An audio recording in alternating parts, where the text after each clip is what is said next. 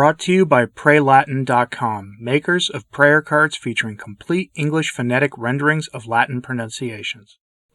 From time to time, we like to turn to one of the most slandered men in the church in the 20th century, Father Malachi Martin. And I say slandered because you may have heard some negative things about him, evil things. There's a book coming soon, written by someone who knew him, that brings the receipts, as the young people say today. And it will clear his name. Of course, those who typically are most wedded to those slanders will not take what he has to say seriously. Be that as it may, people of goodwill who may harbor suspicions against Father Malachi Martin will hopefully ignore the slanders moving forward after this book is released just in time for the Christmas season, according to the publisher. And that person is Rob Marrow, writing his book on Malachi Martin. And here you will hear Father Martin himself speaking to various interviewers about the plan to force a pope to resign. Why they do that.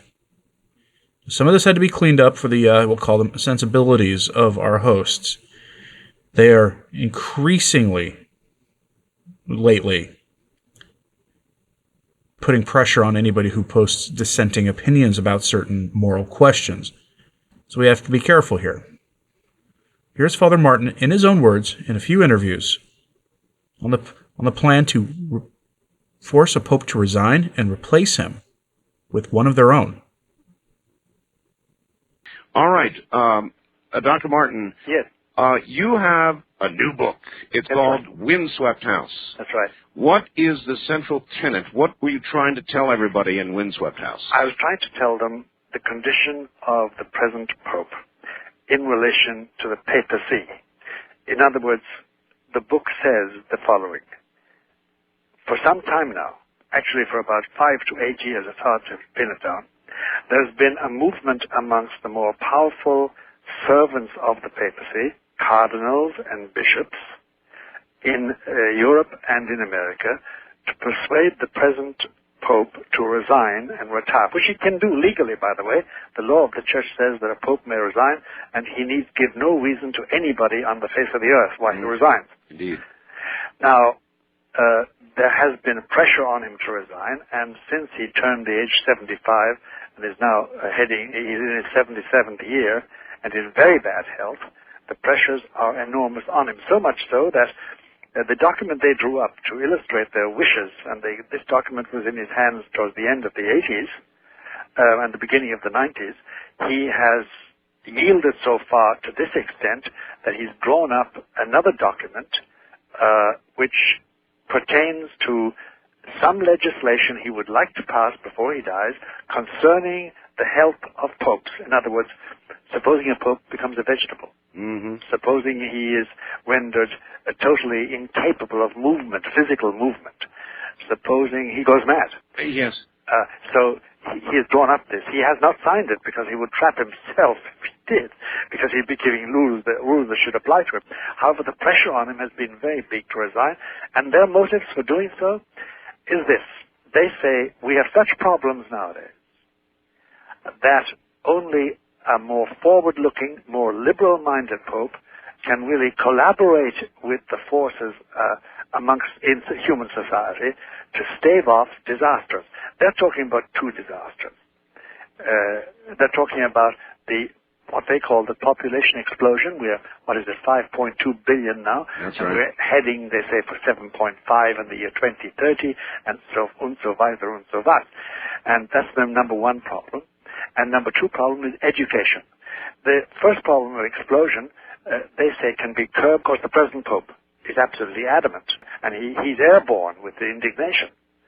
So they say, all right, you can, but anyway, contraception, can't we lighten up on that to some degree? Because even the officially blessed form of family limitation by Roman Catholics called natural family planning implies a certain contraceptive mentality. Certainly. So that's the difficulty. But he will say no. So they say we need somebody who is more receptive. Secondly, then, within the Church itself, we do need, I think today, the modern mind does say, it would be better if a priest had the option of celibacy or the option of marriage. And then thirdly, there is the phenomenon of our age. One of the big phenomena is the rise of women as such, feminism in the good and the bad sense, because there's a good and a bad sense to everything. And the fact is, why shouldn't women be ordained priests? Why should it be all male? Does that briefly the argument that comes down? Is biology destiny in this matter?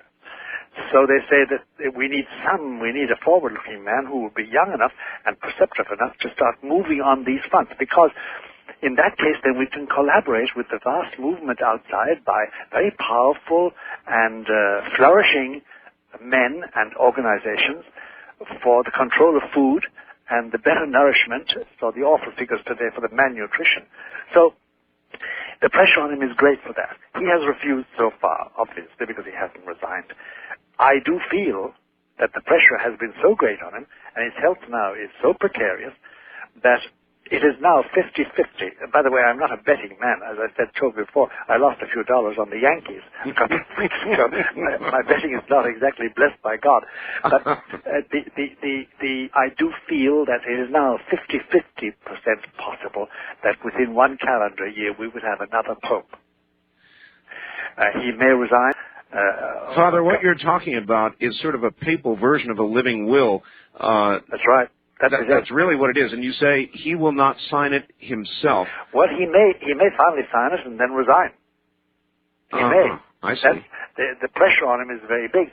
Now, by the way, the pressure is big because it comes not merely from his own people, his own colleagues, as it were, bishops and cardinals. It comes from very powerful organizations who share the same opinion as those colleagues, or the colleagues share the same opinion. For instance, there's no doubt about it that the thinking of the World Wildlife Fund in this matter, beginning with Prince Philip of Edinburgh and go on down along, or of the Ford Foundation, the Rockefeller Foundation, the Pew and Draper funds, they all think the same thing. They're all very keen on controlling the population, and they agree with those who would like to see a change of Pope. And everybody acknowledges the Pope's achievements and his work for peace and his compassion. We all know that. But they say we need a younger man now. The book is about that and about the pressures on John Paul. Well, I would like to get your views on it. And to start with, let me ask you, I had no idea such a document existed. Would it not, in a way, for him to hold on in way past the point where this document would have taken effect had it been signed, for him to hold on and then sign it at the very end, would that not be, in essence, morally wrong, if not sinful? Well, it would be, at least put it like this, because I must have some reverence for him, Martin. You understand that. It would be reprehensible. Reprehensible. Reprehensible. What grade of immorality, how far it's venial or mortal, is something else. And I find it very hard to decide that in the person of my Pope. And he is my Pope, and I am a priest of his church, and I'm a practicing one. I say Mass every morning and all that, the usual priest stuff. Priest behavior. You know, I don't want to make a big thing out of it, but it's very sacred for me. It's my ethics, it's my life. But yes, it would be reprehensible, because then he's putting his own personal position in preference to the good of the universal church.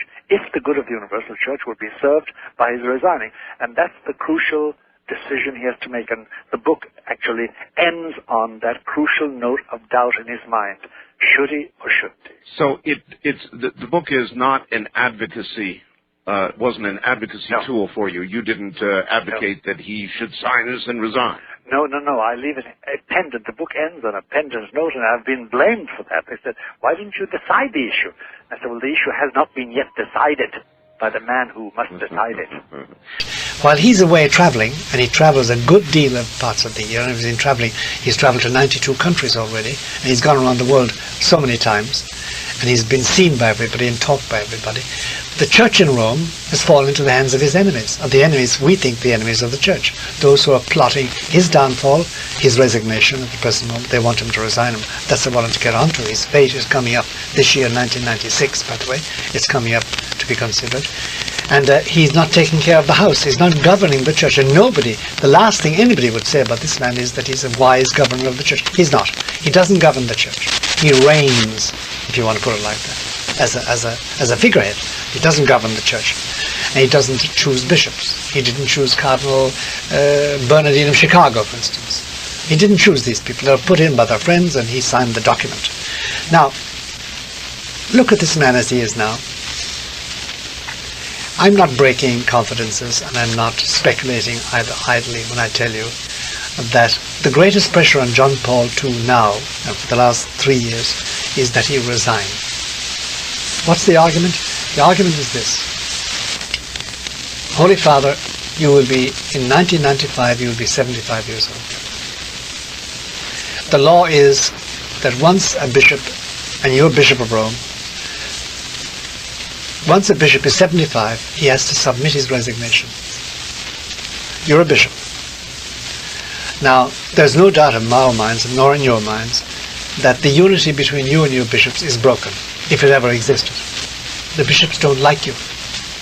They don't like you, and they don't. And most of the cardinals disagree with you. Your latest cardinal, Cardinal Martini, is going to, he says if he were made pope, he would experiment with female priests, or with married priests. And that for you is abhorrent. You say the church can't do it. He says they could do it, and many other cardinals think so too. And many bishops disagree with your strictures about it, and about divorce, and contraception, and fetal research. And therefore the unity between you and your bishops is broken, if it ever existed.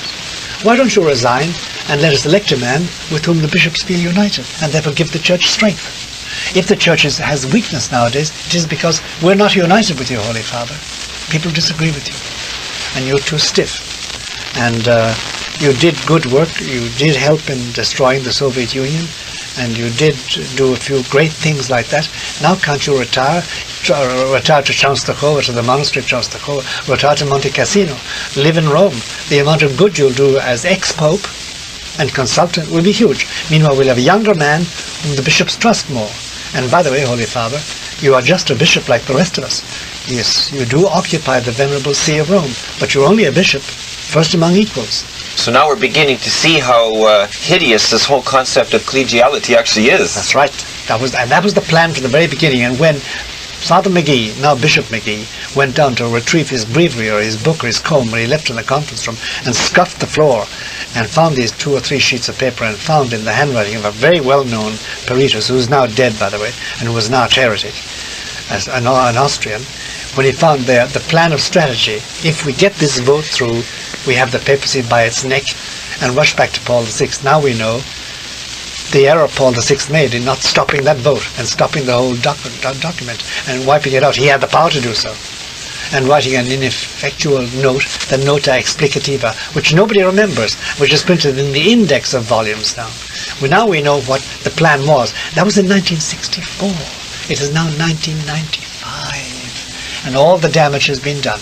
And all the bishops have been given the idea that they're little popes, and that they're just as, they can cock a snoot at the Pope, they can say no to the Pope. They do say no to the Pope.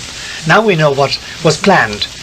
And yet here's my pet peeve, my grumble coming out again, yet my intelligent theologians and good people whom I know all over the church, not in America and Canada alone, but in Europe and in Africa and in Asia, they are still refusing to stand up and say, boys and girls, men and women, my brethren and my sistren, it's all over. We are going down the drain unless we change. There's something radically wrong in our structure. Not with our faith, but with our structure. But they're not saying that, because to do that, they've got to give up their salaries. They've got to be in revolt. They've got to say no to the bad bishops. They've got to say no to the Holy Father when he makes a mistake, because he's making mistakes. They've got to say no to their parish priests. They've got to resist their nuns. They've got to resist the feminists amongst the nuns. They've got to resist all that and fight. No, they don't want to do that. They're fat cats. They're too comfortable. That means war.